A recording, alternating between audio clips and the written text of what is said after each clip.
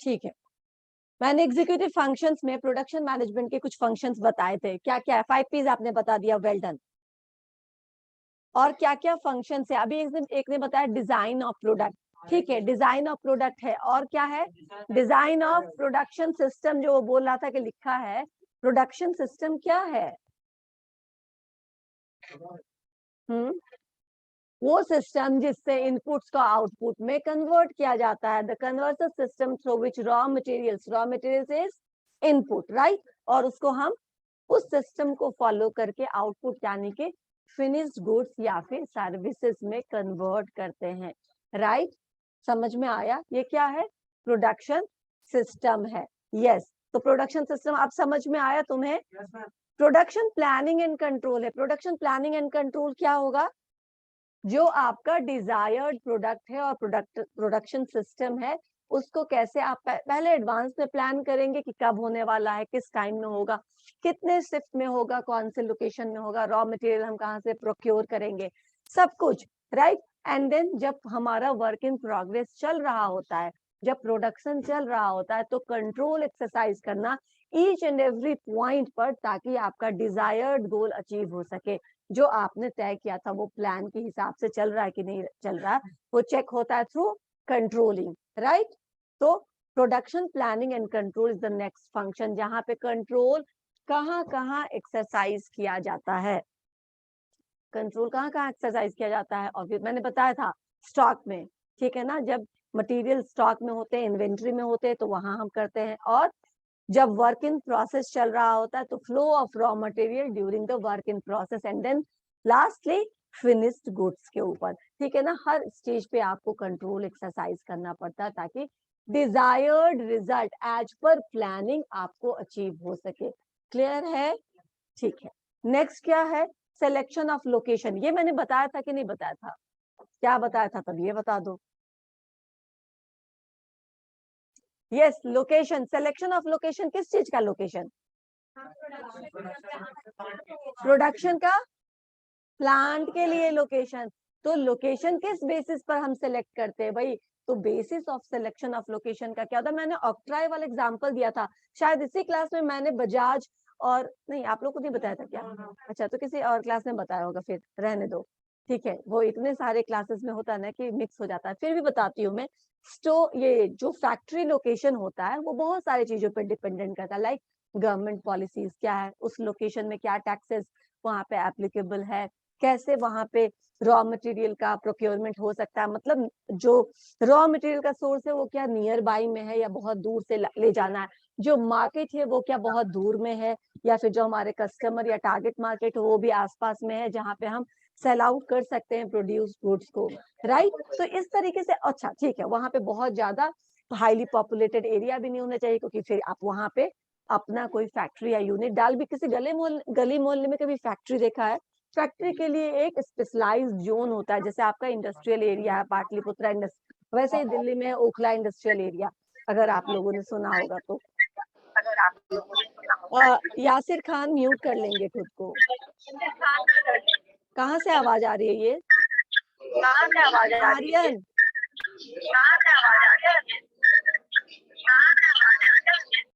और यहाँ पे भी कोई जुड़ा हुआ है क्लास में, शायद है कोई जुड़ा हुआ, तो प्लीज मत जुड़ो या मुझे म्यूट कर दो, जुड़ने की ऐसे जरूरत नहीं है, लेकिन अगर आप फिर भी जुड़े हुए तो मुझे म्यूट कर दीजिए, अगर आपको सिर्फ स्क्रीन दिखना है तो, ठीक है, मैं ऐसे बोल रही हूँ, बोल बोल कर हर एक पॉइंट को एक्सप्लेन कर रही हूँ, ठीक है, तो सिलेक्शन ऑफ लोकेशन का क्या मतलब हुआ कि लोकेशन को आप किस बेसिस पे फाइनलाइज करेंगे, गवर्नमेंट के पॉलिसीज क्या कंड्यूसिव है, कंड्यूसिव का मतलब इसमें भी लगा सकते हैं ना, कहाँ है वो,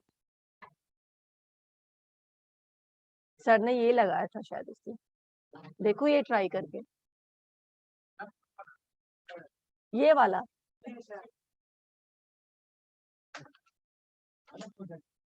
प्रोजेक्टर ऑन करके देखो, मैं ये थोड़ा सॉल्व करने की कोशिश, कहाँ से,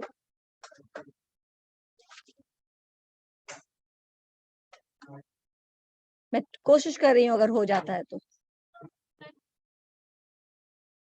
डोंट ज्वाइन,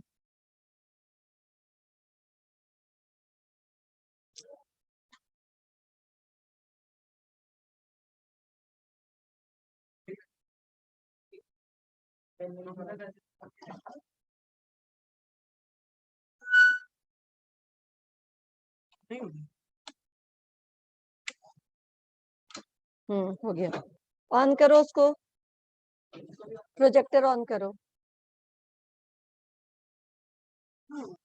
प्रोजेक्टर को ऑन कर दो।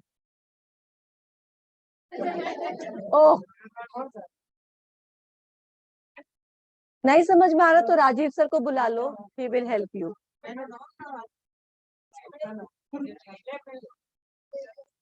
नहीं समझ में आ रहा तो सर को बुला लो।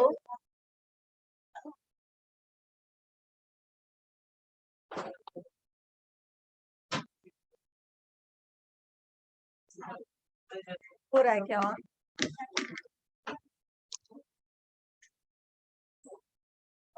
ठीक है, देखते हैं। ओके, तो मैंने क्या बोला, लोकेशन सिलेक्शन में आप गवर्नमेंट के पॉलिसीज कंड्यूसिव है कि नहीं, वहां पे हाईली पॉपुलेटेड एरिया तो नहीं है, कोई कॉलोनी या कोई रेसिडेंशियल इलाका नहीं होना चाहिए। उसके बाद रॉ मटेरियल की अवेलेबिलिटी आसपास में होना चाहिए।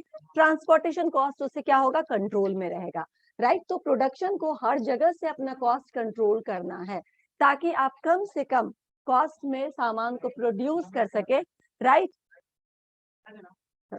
कम से कम कॉस्ट में आप क्या कर सके, प्रोडक्ट को या गुड्स को प्रोड्यूस कर सके, और आप प्रॉफिट को बहुत अधिक प्राइस बिना हाइक किए हुए प्रॉफिटेबल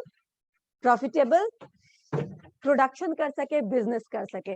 समझ में आया? इसीलिए लोकेशन को सेलेक्ट करना इंपॉर्टेंट होता है। सिलेक्शन ऑफ लोकेशन, बैठ जाओ, अब हो गया, इट्स विजिबल नाउ। प्लीज कोई ज्वाइन मत करिए यहाँ पे, ठीक है। ये समझ में आया, लोकेशन फाइनलाइज किस बेसिस पे करते हैं, ठीक है। नेक्स्ट है लेआउट ऑफ प्लांट। लेआउट का मतलब क्या होता है, एक सेकेंड, श्रेया ठीक से बैठ के क्लास करो। एंड जिन बच्चों ने भी अपना कैमरा ऑफ कर रखा है, मैं उनको अटेंडेंस नहीं दूंगी, ठीक है ना?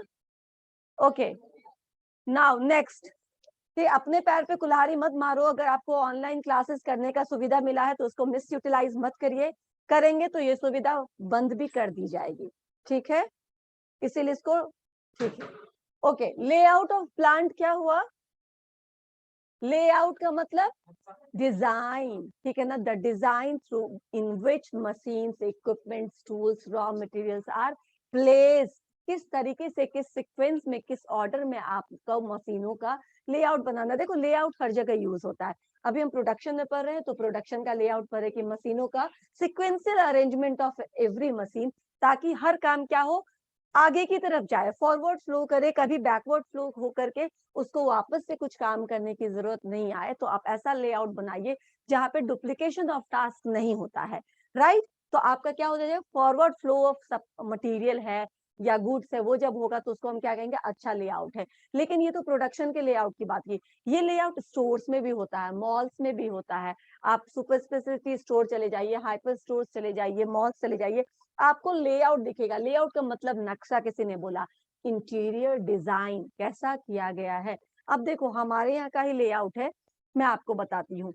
आपके, आप तो इसमें शुरू से कर रहे हैं क्लास, आपके लिए तो आपका यही क्लास है, लेकिन बैच 1 को भी अब ये क्लास मिल गया। अब यहाँ पे एक है, अगर हमको बहुत सारे बच्चे को एक साथ पढ़ाना, सपोज करो कि आपके बैच 1 बैच 2 को मर्ज कर दे, ठीक है, तो शायद इसमें थोड़ी दिक्कत हो सकती है, राइट। दिक्कत हो जाएगी थोड़ी, सही बात, क्योंकि इस बार बहुत ज्यादा है। लेकिन मान लो 2 छोटे छोटे क्लासेस को मर्ज करना, जहाँ 60 स्टूडेंट्स है, 50 स्टूडेंट्स है, तो आराम से इतनी दूर में बैठ जाएंगे। लेकिन अगर हमको 25 स्टूडेंट्स को बैठाना, तो इतने स्पेस क्यों लेना, राइट। तो हम क्या करेंगे, बीच में, हमारे इस क्लास के बीच में बहुत सारे पार्टीशंस है, अगर आपको पता होगा तो, राइट। ये पार्टीशंस यूज करके हम ऐसे भी करते थे कि वो इतना यहाँ पार्टीशन कर लिया, 21 स्टूडेंट बीकॉम के इधर बैठते थे, बाकी सारे बीबीए वाले उधर बैठते थे, उधर से टीचर पढ़ाते थे, दोनों तरफ बोर्ड है, दिख रहा है ना, वो 2 अलग क्लास बना लिया। ये लेआउट है, ये डिजाइन है कि आप जरूरत के हिसाब से इसको चेंज कर सकते हैं, राइट, ताकि आपको सुविधा हो, जिस समय में जैसा स्ट्रेंथ हो आप उसको हैंडल कर सके। एक अभी आपकी क्लास में एक लेआउट है कि बीच में, ठीक है, आई अंडरस्टैंड कि थोड़ा ये, चूंकि लोकेलिटी बहुत पॉश है, यहाँ पे इससे बड़ा बिल्डिंग मिलना मुश्किल है। इसी का 7-8 लाख रुपया रेंट है, पता नहीं अब बढ़ भी गया होगा तो मुझे मालूम नहीं, मैं तो 2-3 साल पहले का बता रही हूँ। समझ में आया? तो आप यहाँ पे थोड़ा सा ठीक है, हमको थोड़ा सा स्क्विश करना पड़ता है, उसी प्लेस में उसी स्पेस में सब कुछ मैनेज करना है। लेकिन आप देख रहे होंगे कि दो तरफ चेयर्स लगे और बीच में एटलीस्ट मूव कर सके, जैसे मैं यहाँ तक आई आप वहां तक जा सके, इसके लिए स्पेस छोड़ा गया। तो this is a type of layout, ठीक है ना, जहाँ पे इसको ऐसे रखा गया, खाली रखा गया पैसेज जहाँ से आप मूव कर सकते हैं। तो ये क्या होता है, दीज आर डिफरेंट पैटर्न्स जो कॉलेजेस में, ऑफिसेज में, आपको बड़े बड़े मॉल्स में दिखने के लिए मिलेगा कि हर जगह का अपना एक अलग लेआउट होता है, अलग डिजाइन होता है, ताकि वो कन्वीनियंट के हिसाब से किया जाता है। यहाँ स्टूडेंट्स के लिए, ऑफिसेज में कस्टमर्स और एम्प्लॉय के लिए, और मॉल्स में कस्टमर्स को कैसे कन्वीनियंटली सब कुछ दिखे, ठीक है। तो एक लेआउट डिजाइन क्रिएट किया जाता है। हम जो लेआउट पढ़ रहे हैं वो लेआउट ऑफ प्लांट पढ़ रहे हैं। प्लांट का क्या डिजाइन है, ताकि वो डिजाइन एरोनियस हो जाएगा, जहां पे क्या मटेरियल भेजना मुश्किल हो जाएगा, या डायरेक्ट फ्लो ऑफ मटेरियल नहीं रहेगा, या फिर बीच में बहुत सारा सामान रख दिया जाए, एक्सीडेंट ही हो जाएगा, सामान लेके जा रहे हैं, कुछ बीच में आ गया, गिर जाएंगे। कभी कभी हाईली कंजम्पटिव या फिर इन्फ्लेमेबल आइटम्स होते हैं, तो एक्सीडेंट हो सकता है, हैजर्ड्स हो सकता है कोई इस तरह का। इसीलिए लेआउट इंपॉर्टेंट होता है, और हर किस तरह का आपका प्रोडक्ट है, किस नेचर का प्रोडक्ट है, उसके बेसिस पे लेआउट डिफाइन करना होता है, ठीक है। लेआउट के बाद रिसर्च एंड डेवलपमेंट। देखो, research and development entirely independent department होता है, लेकिन हम यहाँ प्रोडक्शन के साथ पढ़ रहे हैं। तो क्यों पढ़ रहे हैं, क्योंकि R&D का काम होता है कि जो भी, सपोज करो कोई नया प्रोडक्ट हमको बनाना है, तो R&D क्या करती है, उस प्रोडक्ट का आइडिया डेवलप करती है, कॉन्सेप्ट डेवलप करती है, और उसको फिर फिजिबल फॉर्म में कैसे लाया जाए, ये वो एक सैंपल बनाती है।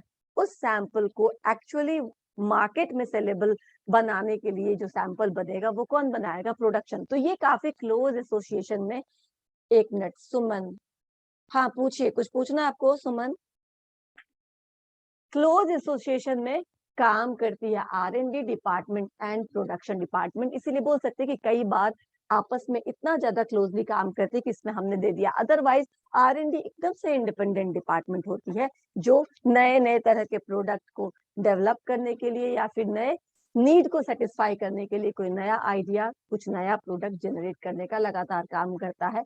क्लोजली इसलिए एसोसिएटेड है क्योंकि वो फाइनली प्रोडक्शन में जाएगा, तो कौन करेगा उस काम को, प्रोडक्शन डिपार्टमेंट करेगा। तो प्रोडक्शन डिपार्टमेंट ही बोलेगा ये फिजिबल है कि नहीं, आपने ऐसा बना तो दिया, लेकिन क्या हम इसको कन्वर्ट कर सकते हैं, पॉसिबल है या ये पॉसिबल नहीं है। कुछ क्वेश्चन था क्या सुमन? आपने हैंड रेज कर रखा है तो अनम्यूट करके बोलिए।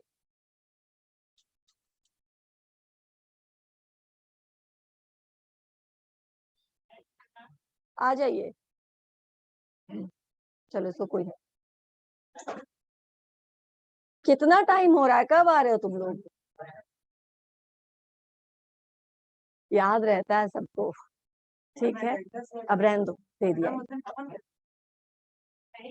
नाउ रिसर्च एंड डेवलपमेंट तो मैंने बता दिया कि इंटायरली इंडिपेंडेंट टीम है, लेकिन they work in close association with production. मैं एक और डिपार्टमेंट बोलूंगी जो प्रोडक्शन डिपार्टमेंट के साथ बहुत ज्यादा मिलजुल के काम करता है, उस डिपार्टमेंट का नाम है marketing department, right. Marketing management always works in close association with production management. क्यों, मैं ये बात जो प्रोडक्ट मार्केटिंग पे आएंगे तो मैं आपको बताऊंगी। मार्केटिंग मैनेजमेंट का क्या मतलब हुआ, मार्केटिंग मैनेजमेंट का मतलब, मार्केटिंग क्या होता है, मार्केटिंग तुम लोग पढ़ रहे हो, ठीक है ना, अदनान सर आप लोगों को पढ़ा रहे, क्या है मार्केटिंग, कौन जवाब देगा? मार्केटिंग क्या है? Hmm, satisfying the customer needs, कैसे, how? Yes, by catering their needs, by providing the goods and services जो उनको चाहिए। तो इसमें सारे टेक्निक्स, जितने भी मार्केटिंग मैनेजमेंट के टेक्निक्स है, थियोरीज है, प्रिंसिपल्स है, वो हम अप्लाई करते हैं ताकि हम कस्टमर को सेटिस्फाई कर सके, और उनका जो गैप है, उनकी जो रिक्वायरमेंट है, उसको हम फुलफिल कर सके। मार्केटिंग डिपार्टमेंट को क्या क्या काम करना पड़ता है, मार्केटिंग डिपार्टमेंट को, अब प्रोडक्शन डिपार्टमेंट ने काम कर दिया, ठीक है ना, सामान बना दिया, अब आपको मार्केट रिसर्च करना पड़ेगा। मार्केट रिसर्च करना पड़ता है, देखो production department they always work in close association, मैंने यही बोला कि एक और डिपार्टमेंट है जो काफी क्लोजली काम करती है प्रोडक्शन डिपार्टमेंट के साथ। यही है मार्केटिंग डिपार्टमेंट। अब वो क्या कर सकती है, ये मार्केट सर्वे कर सकती है। मार्केट सर्वे करके, सर्वे बहुत तरीके से होता है, ठीक है ना, डायरेक्ट हो सकता है, इनडायरेक्ट हो सकता है, with primary sources, with secondary sources. आप जब जाते हैं मार्केट सर्वे करने के लिए तो कस्टमर से बहुत सारे सवाल पूछते हैं, ठीक है ना, या उनके जानने की कोशिश करते हैं कि उनको क्या चाहिए, किस तरह का फीचर्स चाहिए किसी प्रोडक्ट में, या फिर जो एग्जिस्टिंग प्रोडक्ट है उसमें क्या प्रॉब्लम है, आपको यूज करने में कहाँ क्या कठिनाई आई। कई बार देखोगे कुछ फूड आर्टिकल्स जो होते हैं उसको टेस्ट करवाते हैं वो फ्री सैम्पलिंग के रूप में, ठीक है ना, और आपको टेस्ट कैसा लगा, वो सैंपल ऐसे ही डिस्ट्रीब्यूट करते हैं ताकि आप सैम्पलिंग के बेसिस पर उनको फीडबैक मिल सके कि क्या ये प्रोडक्ट चलेगा या इसको वापस ले लेना चाहिए और इसमें कुछ तो इम्प्रूवमेंट करने की जरूरत है, फिर से आप इसको लॉन्च करिए। तो marketing research is the first place जहां पे मार्केटर रिसर्च करता है कस्टमर के कौन सी डिमांड है जो अभी तक सेटिस्फाई नहीं हुई है, यानी कि कहाँ पे गैप है, कहाँ पे हम अपना प्रोडक्ट बेच सकते हैं। समझ में आया? तो ये चीज फाइंड आउट करने के लिए आपको कस्टमर्स के बीच जाना पड़ेगा। बहुत बार आप मॉल्स में जाओ या फिर ऐसे किसी इलाके में जाओ, आपको दिखेगा बहुत सारे इवेंट, बहुत सारे स्पॉन्सर्ड इवेंट्स हो रहे होते हैं, जिसमें यही होता है, उनका ये पर्पस है कि हम आपके कई बार क्या करते हैं, स्लिमिंग प्रोडक्ट्स होते हैं, बॉडी स्लिमिंग प्रोडक्ट, जो बहुत मोटे लोग होते हैं उनको एक्चुअली ऐसे प्रोडक्ट चाहिए होता, तो वो बहुत जगह फ्री में सर्विसेज कर रहे होते कि अभी आपका बॉडी मास इंडेक्स क्या है, मतलब अभी आप, ठीक है, आप अगर 26 के हो, 40 के हो, 50 के हो, लेकिन अभी आपका एक्चुअल एज आपके सिस्टम के हिसाब से क्या है। अगर आपने वेल मेंटेन कर रखा है तो वो दिखाएगा कि कम है, अगर आपने नहीं मेंटेन कर रखा है, आप ज्यादा मोटे होगे तो क्या दिखाएगा कि आपका जो एज होना चाहिए उससे अधिक आपका एज है, ताकि आपके लिए थोड़ा अलार्मिंग सिचुएशन हो और आप उनके प्रोडक्ट को खरीदे। राइट, होता है ना, ये सब तरीका क्या, अवेयरनेस क्रिएट करने का। तो मार्केटिंग रिसर्च में अपना प्रोडक्ट बेचने से पहले वो आपको अवेयर करते हैं, ठीक है ना, कि आपको किस तरह के प्रोडक्ट की जरूरत है, या फिर वो आपसे जानना चाहते हैं कि what type of product you are looking for. Right, ये मार्केटिंग रिसर्च से डेटा कलेक्शन होता है जो मार्केट डिपार्टमेंट करता है, एंड देन वो डेटा कलेक्शन के बेसिस पे वो प्रोडक्शन डिपार्टमेंट को फीड करता है कि कैसा प्रोडक्ट आप बनाइए जो मार्केट में डिमांड होगा, जिसको हम आसानी से सेल आउट कर देंगे। समझ में आया? Now production planning and development, यहाँ पे क्या होगा, product planning, sorry production planning तो क्या, प्रोडक्ट प्लानिंग एंड डेवलपमेंट, ये काम होता है प्रोडक्शन डिपार्टमेंट के साथ बैठ के। Once you have collected all the data, all the feedbacks from the customer through primary sources और through secondary sources, चाहे तो आप डायरेक्ट क्वेश्चनर मेल के थ्रू या इंटरव्यू के थ्रू कलेक्ट करें, या फिर आप क्या करें, कोई ऑलरेडी कोई किसी ने ये इस तरह का रिसर्च कर रखा है तो उससे आप डेटा कलेक्ट कर सकते हैं। सेकेंडरी सोर्सेस इसी को बोलते हैं, जो ऑलरेडी कलेक्टेड डेटा पर जब काम होता है तो उसको सेकेंडरी सोर्स बोलते हैं। अब क्या करना है, प्रोडक्ट प्लानिंग एंड डेवलपमेंट, यानी कि कस्टमर को किस तरह का प्रोडक्ट हमको बेचना है जो उनके इस अनसेटिस्फाइड नीड्स को सेटिस्फाई कर दे। ठीक है, ये बहुत इंपॉर्टेंट होता है मार्केटिंग मैनेजमेंट के लिए, क्योंकि मार्केटिंग रिसर्च में बहुत पैसा लगाती है कंपनी। ठीक है, रिसर्च में बहुत ज्यादा पैसा लगाती है ताकि वो एग्जैक्टली उसी नीड को सेटिस्फाई करने के लिए प्रोडक्ट या सर्विसेज डेवलप कर सके। राइट, तो प्रोडक्ट प्लानिंग एंड डेवलपमेंट में ये होगा कि वो पहले प्रोडक्ट का आइडिया लेंगे, फिर उसमें फीचर्स ऐड करेंगे प्रोडक्शन डिपार्टमेंट के साथ, और फिर उस प्रोडक्ट को बना करके देखेंगे कि कितना ज्यादा इसका मार्केट डिमांड है। ठीक है, इसके लिए एक पायलट टेस्टिंग होता है, जिसमें प्रोडक्ट डेवलप करने के बाद वापस से आप टेस्टिंग में जाते हो, मार्केट टेस्टिंग में जाते हो कि अब वो सही है कि नहीं है, उसके बाद फाइनल लॉन्च होता है उस प्रोडक्ट का। तो हम कह सकते हैं कि ये एक नेसेसरी स्टेप है, जो प्रोडक्ट को प्लान करना और डेवलप करना, ताकि उसमें वो सारे फीचर्स हो जाए जो आपने इंफॉर्मेशन से कलेक्ट कर रखे हैं। राइट, उसके बाद बाइंग एंड असेंबलिंग है। बाइंग एंड असेंबलिंग का मतलब दो तरह का डिसीजन हो सकता है किसी ऑर्गेनाइजेशन में। ठीक है, मार्केटिंग में बाइंग मतलब क्या होता है कि आप सब कुछ खरीदोगे, बाहर से खरीदोगे या फिर आप खुद मैन्युफैक्चर करके बेचोगे। तो क्या कभी कभी क्या होता है, इंडिया गेट राइस, ठीक है ना, कोई कंपनी बनाती है क्या राइस? यस मैम, उठ जाओ, कौन बनाती है? इंडिया गेट ही मैं बता रही हूँ, मैं एग्जाम्पल दे कि इंडिया गेट जैसे राइस को बेचती है, तो क्या वो अपने किसी फैक्ट्री में प्रोड्यूस करती है उसको नहीं, वो नॉर्मल राइस है जो किसान उगाते हैं, ठीक है ना, वो कॉन्ट्रैक्ट फार्मिंग होता है। वो अपने फार्मर्स को बोलते हैं कि इस वेराइटी का राइस आप प्रोड्यूस करिए, ठीक है ना, एग्रीकल्चरल है, प्रोड्यूस करिए, और हम क्या करेंगे उसको ब्रांडिंग लेबलिंग करेंगे।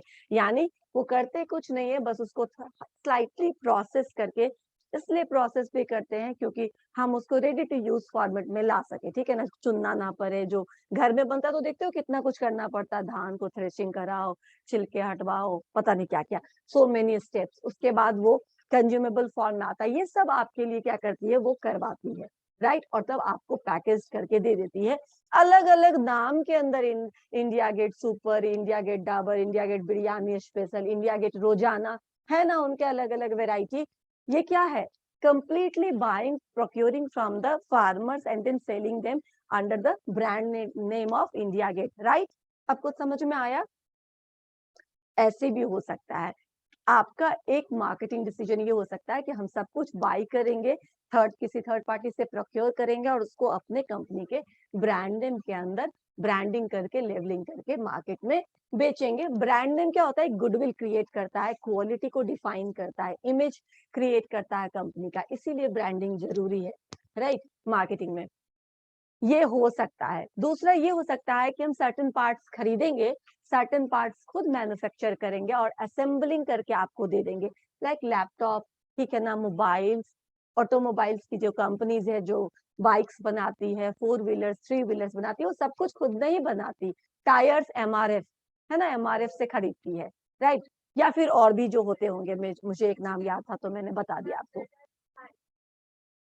देखो वो भी, और भी कुछ ट्यूब्स भी होता है, और भी अलग अलग, ठीक है ना, अलग अलग उसके पार्ट्स होते हैं। कोई भी ऑटोमोबाइल कंपनी सारे पार्ट्स खुद मैन्युफैक्चर नहीं करता, वो बहुत सारे पार्ट्स खुद मैन्युफैक्चर करता है, लेकिन कुछ पार्ट्स दूसरे से खरीदता है। कुछ ऐसे भी होते हैं जो बिल्कुल भी नहीं बनाते, सारे पार्ट सिर्फ खरीदते हैं, असेंबलिंग करते हैं और अपने नाम के अंदर उसको सेल कर देते हैं। यानी कि आपको कितना परसेंट डिपेंडेंट रहना है बाइंग पर, कितना परसेंट आप डिपेंडेंट रहेंगे बाइंग एंड असेंबलिंग बोथ पे। असेंबली मतलब आपने हर जगह से सामान को ले आए, इकट्ठा कर लिया, बना लिया और उसको बेच दिया, राइट। ये डिसीजन लेना पड़ता है मार्केटिंग डिपार्टमेंट को, क्योंकि इसकी अगर सब कुछ परचेज करेंगे तो कॉस्ट बढ़ जाएगा, ठीक है। कुछ अगर हम खुद भी प्रोड्यूस कर रहे हैं या बहुत कुछ, या फिर कंप्लीटली, ठीक है ना, लेकिन कंप्लीटली मैन्युफैक्चर करने के लिए पहले one time capital heavy investment करना पड़ता है, क्योंकि हर तरह का मशीन आपके पास होना चाहिए, हर तरह की टेक्नोलॉजी होनी चाहिए, तब आप प्रोड्यूस कर सकेंगे। तो स्टार्टिंग में पूरा कंप्लीट लेआउट और कंप्लीट प्रोडक्शन यूनिट बैठा पाना थोड़ा मुश्किल होता है, because it demands capital investment, heavy capital investment. तो आप क्या करेंगे, सर्टेन आप खुद से प्रोड्यूस करेंगे, कुछ चीजें आप मंगा लेंगे एंड देन असेंबलिंग करके अपने नाम के अंदर, अपने लोगों के अंदर, अपने ब्रांड के अंदर उसको क्या करेंगे, सेल आउट करते हैं। यही होता है असेंबलिंग एंड बाइंग। ये डिसीजन लेना होता है मार्केटिंग डिपार्टमेंट को कि हमको किस तरीके से मेरे लिए प्रॉफिटेबल रहेगा, ठीक है। ये एक काम हो गया। नेक्स्ट है सेलिंग। सेलिंग आपको मालूम है क्या करना है, सेल करना है, ठीक है ना, जो भी गुड्स है, जो भी सर्विसेज है, उसको कस्टमर तक पहुंचाना है, ठीक है ना। और कैसे पहुंचाना है, प्रॉफिट के साथ, कंपनी को प्रॉफिट दिलाते हुए आपको सेल करना है। ये सेलिंग दो तरह का हो सकता है, क्या क्या, एक तो होता है निगोशिएबल सेलिंग और एक होता है ऑक्शन सेल, ठीक है ना। निगोशिएबल सेल जहाँ पे कस्टमर एंड बायर के बीच में, सॉरी, बायर एंड मार्केटर के बीच में क्या होता है, निगोशिएशन, बार्गेनिंग, एंड बार्गेनिंग के बाद आप फाइनल प्राइस पे पहुंचते हैं, या जो भी आपका कॉन्ट्रैक्ट होता है वो फाइनलाइज होता है। ऑक्शन सेल में जो होते हैं, वो जो मार्केटिंग करने वाले होते हैं, ठीक है ना, जो मार्केटर या जो कंपनी है, जो फर्म है, वो एक बॉटम लाइन प्राइस आपको बता देती है, ठीक है ना, 10 लाख, इससे एक भी पैसा कम नहीं। उसके बाद जो कंज्यूमर्स होते हैं, जो कस्टमर्स होते हैं, वो प्राइस हाइक कर देते हैं। जो तो प्राइस बढ़ाने का काम किसका है इसमें, कंज्यूमर का, ठीक है ना। 10 लाख है, 10 लाख, 10 लाख, 13 लाख, 12 लाख, 15 लाख, फिर बढ़ते चला जाता है, फिर जहां पे 3 हैमर गिर गया वो फाइनल डील हो गया, राइट। तो इस तरह से एक ऑक्शन सेल होता है और एक निगोशिएबल सेल होता है। प्राइसिंग में आते हैं अब। प्राइसिंग क्या है, किसी भी प्रोडक्ट को किस प्राइस पे बेचेंगे। सिंपल है, आपको ये कलम बनाने के लिए 4 रुपया खर्चा करना पड़ा, तो कितने में बेचोगे, कम से कम 10, ठीक है। 4 से नीचे कोई बेचेगा? बिल्कुल नहीं बेचेगा, अफोर्ड ही नहीं कर सकता है, राइट? तो अगर आपको इसको बनाने में 4 रुपए खर्चा हुए, तो जो भी आपका कॉस्ट ऑफ प्रोडक्शन है प्लस आप जो प्रॉफिट मार्जिन रखना चाहते हैं, उस दोनों को ऐड करके आप क्या कर सकते हैं, प्राइस फिक्स कर सकते हैं। एकदम सिंपल स्ट्रैटेजी है, लेकिन ये करने से पहले भी आपको कॉम्पिटिटर्स के प्राइस देखने पड़ेंगे, राइट? तो price are always market sensitive. Competitors ने इसी पेन का दाम 10 रुपया रखा हो, अगर तुम इसको सीधा 5 रुपए में बेचते हो तो पहले लोग सोचे कि ये लो क्वालिटी का पेन है, ठीक है ना? 8 रुपए रखते हो तो समझेंगे थोड़ा सस्ता अवेलेबल है, सेम है लेकिन थोड़ा 2 रुपया कम ले रहा है, ये ले सकते हैं। या फिर अगर आप इसका 20 रुपया कर देंगे तो या तो आपका प्रीमियम प्रोडक्ट है या फिर आप नहीं बिकेंगे, ठीक है ना? क्योंकि कॉम्पिटिटर्स ऑलरेडी है और आप किस टारगेट कस्टमर को टारगेट कर रहे हो ये पेन लेकर, क्योंकि आपको मालूम है 1000 रुपीज की भी पेन आती है, ठीक है? वो स्टूडेंट को नहीं टारगेट करती है, राइट? वो कॉर्पोरेट एग्जीक्यूटिव्स को टारगेट करती है।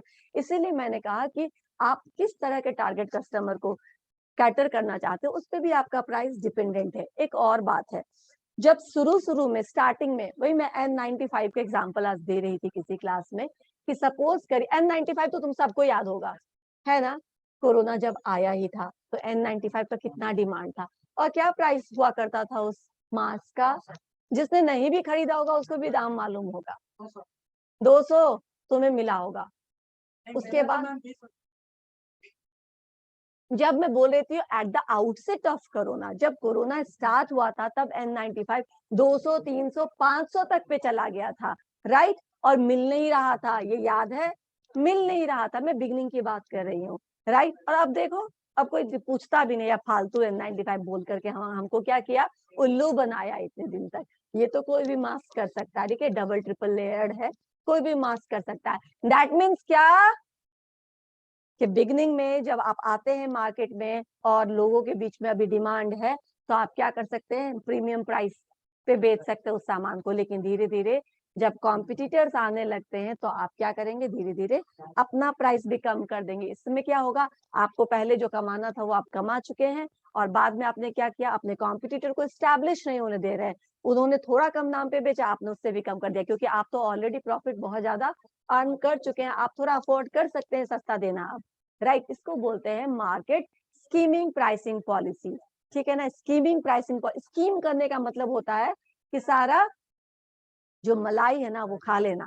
तो जितना मार्केट में कस्टमर्स के पास पैसा था, सारा मलाई आपने स्कीम कर लिया और कॉम्पिटिटर्स के लिए बचा कुचा छोड़ा है, राइट? और उसमें आप भी लड़ रहे हैं कि हमें भी चाहिए। It happens when your product is innovative and you are the early birds, ठीक है ना? आप जब पियोनियर है उस प्रोडक्ट लाइन में या उस सर्विसेज में, तब आप ऐसा कर सकते हैं। समझ में आया? लेकिन बाद में ऐसा नहीं कर सकते हैं। लेकिन अगर आप पेनिट्रेट करें, यानी ऑलरेडी बहुत कॉम्पिटिटर्स है इस मार्केट में, फिर भी आप इसी मार्केट में आना चाहते हैं, है ना? एग्जाम्पल ले लो, कितने सारे ब्रांड्स हैं जिसके ऑलरेडी बहुत सारे ब्रांड्स हैं, बहुत मारा मारी है ऑलरेडी, लेकिन फिर भी कोई आने के लिए तैयार है। उसकी प्राइसिंग स्ट्रैटेजी क्या होगी, उसका पेनिट्रेशन प्राइसिंग स्ट्रैटेजी होगा। मतलब कि हमको कॉम्पिटिटर्स के बीच में अपने प्रोडक्ट को सेट करना है विद दिस प्रॉफिट मार्जिन। तो वो क्या करेगी, थोड़ा कम कॉम्पिटिटिव रेट पे, थोड़े कम प्रॉफिट पे अपने सामान को इंट्रोड्यूस करेगी विद द डिफरेंसेस कि हमारा प्रोडक्ट बाकी प्रोडक्ट के साथ कैसे डिफरेंट है। डिफरेंशिएशन करना बहुत जरूरी है अगर आप सिमिलर प्रोडक्ट लाइन में आ रहे हैं तो, ठीक है ना? आपको कुछ तो कुछ, जैसे अचार, अचार बहुत सारे कंपनीज बेचते हैं, लेकिन आजकल मैंने सुना है डेट्स पिकल। डेट्स पिकल मतलब खजूर का अचार, dates is good for health. वो मुंह बना रही है कि वो कैसा होता होगा, राइट? अब ठीक है, वो मुझे भी लग रहा है कि वो कैसा होता होगा, लेकिन हमारे यहाँ एक खट्टा मीठा टाइप का अचार भी चलता है ना, वो शायद वैसा ही होता होगा।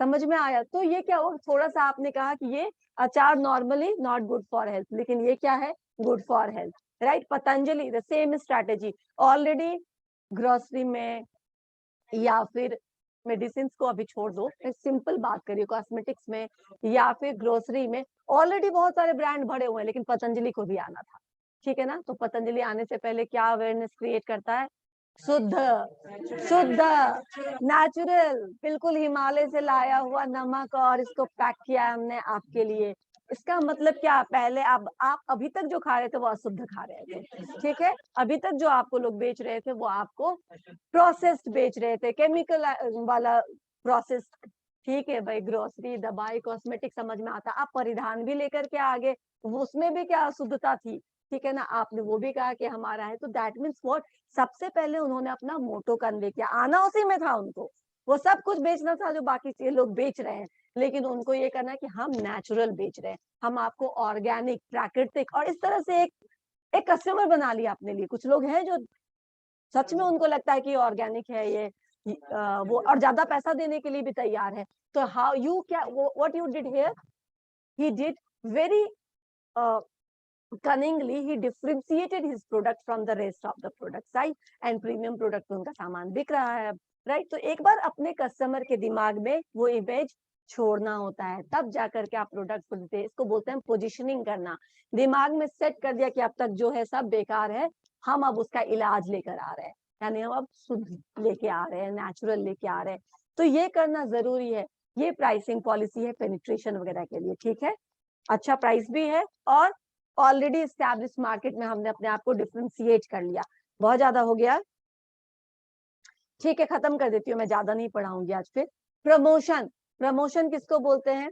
अब ये प्रमोशन एचआर के प्रमोशन से अलग है, ठीक है ना। जो आपको मैंने बताया था वो प्रमोशन अलग है, ये प्रमोशन अलग है। ये कैसे अलग है? वो प्रमोशन का मतलब होता है कि change in growth, status, salary वगैरह वगैरह, ठीक है ना, वो एचआर में। मार्केटिंग में प्रमोशन का मतलब अलग हो जाएगा। प्रोडक्ट को कम्युनिकेट करना इज प्रमोशन, ठीक है ना। देखो, प्रमोशन में और एडवर्टीजमेंट में डिफरेंस है। Advertisement is a part of promotion, not the complete promotion, ठीक है ना। तो एडवर्टीजमेंट उसका एक छोटा सा पार्ट है कि कैसे आप एडवर्टाइज कर रहे हो, कैसे बार बार रिपीट रिपीट रिपीट इंफॉर्मेशन के थ्रू उनको भूलने नहीं देंगे हम, जाने तुम्हें देंगे नहीं, राइट। तुमको छोड़ेंगे नहीं, तुमको हमारा ब्रांड खरीद के लेके जाना पड़ेगा। हम इतनी बार रिपीट करेंगे, हर जगह तुमको यही दिखेगा, राइट, तो तुम यही चीज खरीदोगे। लेकिन प्रमोशन इज कम्युनिकेटिंग, हम क्या बेच रहे हैं, हम क्यों बेच रहे हैं, हमारा क्या मोटिव है, और किस पर्पस को सॉल्व करने के लिए अवेयरनेस क्रिएट किया जाता है प्रमोशन के थ्रू, ठीक है। तो one of the important 4 P's क्या है? प्रमोशन है मार्केटिंग का। बाकी प्रमोशन मार्केटिंग के क्या क्या पीस है? Price, place, product, promotion, simple है, ठीक है ना। अब ये सब तो टिप पे रहना चाहिए आपको। ये 4 पीस है मार्केटिंग के। When we are in the marketing of goods, services में 3 पी और बढ़ जाता है। क्या क्या? People, process, physical, distribution. Very good, आपको याद है ये सब, शाबाश, ठीक है। तो ये 3 पीस और बढ़ जाते हैं। अब यहाँ पे बेसिक ऑब्जेक्टिव प्रमोशन का क्या होता है ये दिया हुआ, इसके बाद में खत्म कर देती हूँ, डोंट वरी, ठीक है ना। इंफॉर्मेशन, कंज्यूमर को इन्फॉर्म करना अपने प्रोडक्ट के बारे में as well as others product, तभी तो आप बता पाएंगे कि हम क्यों अलग हैं, ठीक है ना। हम कैसे इनसे अलग है, जैसे पतंजलि ने किया, अपने आप को डिफ्रेंशिएट किया, या फिर कोई भी टाटा अपने आप को डिफ्रेंशिएट करता है, ठीक है ना। क्लियर? उसके बाद दूसरा, टू इंक्रीज डिमांड, डिमांड को क्रिएट करना, डिमांड बढ़ाना, अपने प्रोडक्ट को पहले कम्युनिकेट करना, फिर अपने प्रोडक्ट के लिए डिमांड बढ़ाना, and then differentiate product, right. Differentiate product, जब आप दोनों प्रोडक्ट के बारे में अवेयर करते हैं। आप लोग को याद है रिन का एडवर्टीजमेंट आता था एक, ठीक है ना, ये टिकिया मैंने क्यों ली, या फिर बहुत सारा ऐसा एडवर्टीजमेंट आता था जिसमें एक कंपैरेटिव होता है। कभी कभी मैंने देखी, हाँ, टूथपेस्ट का कोलगेट पूरा दिखेगा, और पेप्सोडेंट पे थोड़ा सा नाम को ब्लड करके आपको पैकेजिंग से समझ में आ रहा है, अच्छा ये पेप्सोडेंट दिखा रहा है, लेकिन चूंकि वो दिखा नहीं सकता, क्योंकि वो मार्केटिंग का इथिक्स है। आप दो ब्रांड को कंपेयर नहीं कर सकते एडवर्टीजमेंट में। तो उसने क्या किया, इथिक्स भी फॉलो कर लिया, अपना काम भी कर लिया। पेप्सोडेंट का पूरा रैपर दिखा दिया, बस नाम छुपा लिया, समझने वाला तो समझ ही गया कि आप क्या कर रहे हैं, ठीक है। और बता दिया कि कैसे आजकल के, यानी पेप्सोडेंट, हाँ, अब एक याद है तुम लोग को, तुम लोग देखना, नमक का एक एडवर्टीजमेंट आता था, तुम्हारे जमाने का एडवर्टीजमेंट नहीं है, ठीक है। कैप्टन कुक, कैप्टन कुक का बहुत फेमस वो एडवर्टीजमेंट है, इसलिए मुझे याद है, वो मेरे बचपन का एडवर्टीजमेंट है, तो तुम्हारे टाइम में तो है ही नहीं वो, पर तुम गूगल करना कैप्टन कुक, राइट डाउन, इतना अच्छा एडवर्टीजमेंट था। एक लेडी है, दो जार लेके बैठी है, 2 पैकेट सॉल्ट लेके बैठी है, एक कैप्टन कुक है और एक कोई और है, ठीक है ना, वो टाटा हो सकता है, कोई भी हो सकता है, एंड देन वो पोर करिए तो कैप्टन कुक एकदम से फ्लो हो रहा है अच्छे से, और जो दूसरा नमक है वो अटक अटक के गिर रखा है, तो ये देखो कितने अच्छे से रुक रुक के गिर रहा है, ये how boring, right, and the expression, मतलब बहुत ज्यादा उसको, उस एडवर्टीजमेंट को बहुत प्यार मिला ऑडियंस का। आप लोग उसको देखिएगा, दो चीजों के बीच में कंपैरिजन करके बताना कि why I am the best, ठीक है, हमको लीजिए। उसमें एक तरीका अलग था, आई एम द बेस्ट को वो बता रही थी हम तो बेकार है, ये कितना अच्छा है, अटक अटक के गिर रहा है, इसमें तो वो पानी हो जाता है, मॉइस्चर हो जाता है, हमारा तो मॉइस्चर प्रूफ है, फुल्ली वैक्यूम है, वगैरह वगैरह, तो अपने को खराब कर रही थी, लेकिन देखने में आपको पता चल जाता है कि वो सार्कास्ट है, सार्काज्म है, व्यंग है वो, ठीक है ना, तो काफी अच्छा था। आप लोग कैप्टन को देख के जरूर आइएगा, राइट, ठीक है, ठीक है। अब एडवर्टीजमेंट नेक्स्ट क्लास में करेंगे, देन इसके बाद हम लोग फाइनेंशियल मैनेजमेंट पे आ जाएंगे, ठीक है। मैं अटेंडेंस ले लेती हूँ।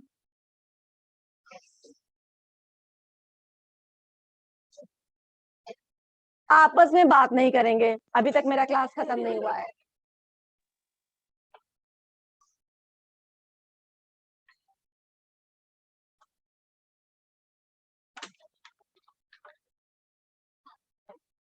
इसको लगा देना, हाँ, ये वहां पे लगा देना। क्लास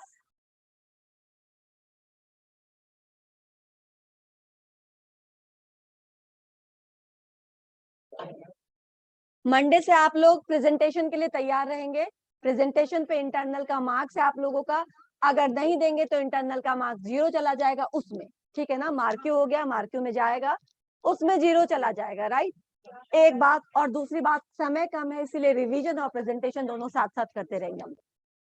और आप लोग सब लोग क्लास आना शुरू कर दीजिए, क्योंकि मुझे लगता है मैं थोड़ा फास्ट जाऊंगी, क्योंकि रिवीजन भी मैं करवाना चाहती हूँ, ठीक है, वो भी होगा।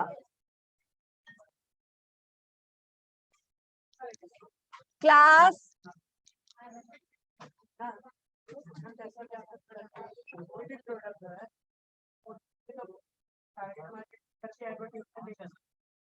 इथिक्स नहीं है, अगर किसी ने कंप्लेन कर दिया तो फिर वो कंप्लेन वैलिड,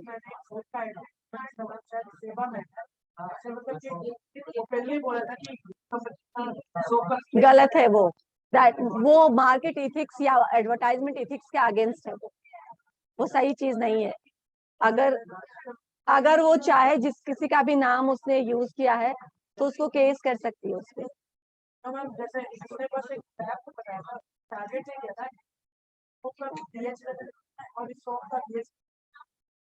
डायरेक्ट नाम नहीं लेना चाहिए, अन्य सोप बोल सकते हैं, डायरेक्ट नाम नहीं लेना चाहिए।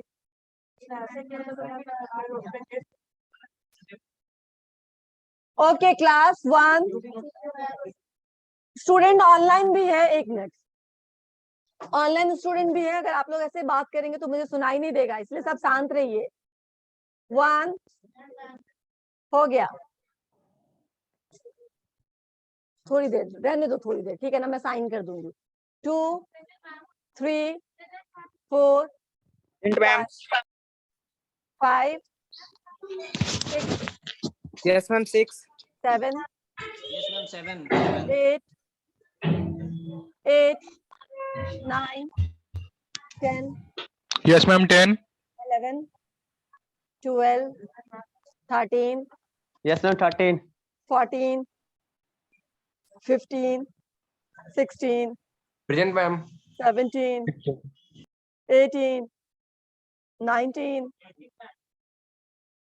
19 20 21 शांत रहिए, आएगा 22 23 24 क्या पूछ रहे हो, फिर से बोलो, तुमने बोला था क्या, हाँ बन गया है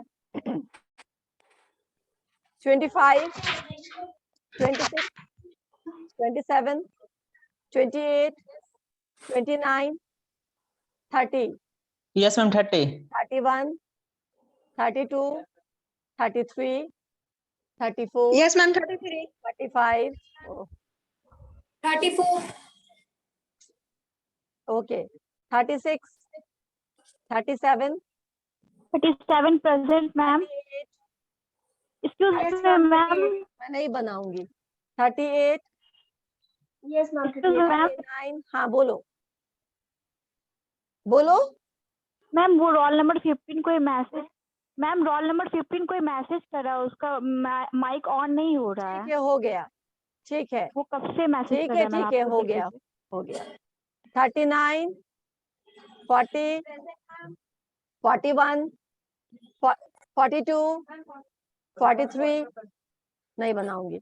43, 44, 45, 46, 47, 48, 49, 50, Present, ma'am. 51, 52, 53, 54, 55, 56, 57, 58, 59, 60, 61, 62, 63, Present, ma'am. 63. 64, 65, 66, 67, 68, 69, 70, 71, 72, 73, 74, 75, 76, 77, 78, 79, 80, 81, 82,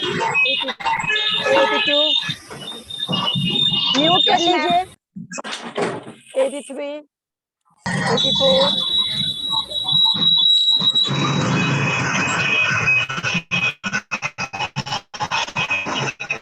ये कौन, किसने अपने आप को अनम्यूट कर रखा है इस तरह से?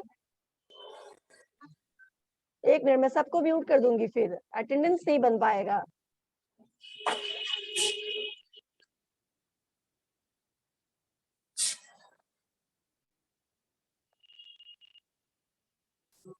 नहीं, अभी रुको। ओके, 84, 83 है, ओके, 84, 85, 86, 87, 88, 89, 90, 91, 92, 93, 94, 93 या 94, Yes, ma'am. 93. 94, 95, 96, Yes, ma'am, 96. 97, 98, 99, Yes, ma'am, 99. 100, 101, 102, 103, 104, Yes, ma'am, 104. 105, 106, 107, 108, 109, 110, Yes, ma'am. 111, 112, 113, 114, that's it. 113 है क्या? Ma'am, 7. 113 है क्या? हाँ, कुछ बोल रहे हो ऑनलाइन स्टूडेंट, बताइए, कुछ बोल रहे थे आप, कोई बोल रहा था ऑनलाइन में क्लास? नो, मैम बोल रहे रोल नंबर 15 किसका कैमरा ऑन नहीं हो रहा कर है, माइक दिया भी ऑन। मैंने, कर दिया, कब का कर दिया तुमने? एक बार और बोला था और मेरे मैम पास। एक और रोल नंबर 61 भी मैम। अच्छा, ठीक है, चेक कर लीजिए। ठीक है, let me check. Okay ma'am, thank. Done, ठीक है। Ma'am, 78. क्या हो गया, तुमने क्यों नहीं बोला? अपने टाइम में Ma'am, on थोड़ा mute नहीं attentive था। रहा करो। हो गया, चलो ठीक है, ओके, डन।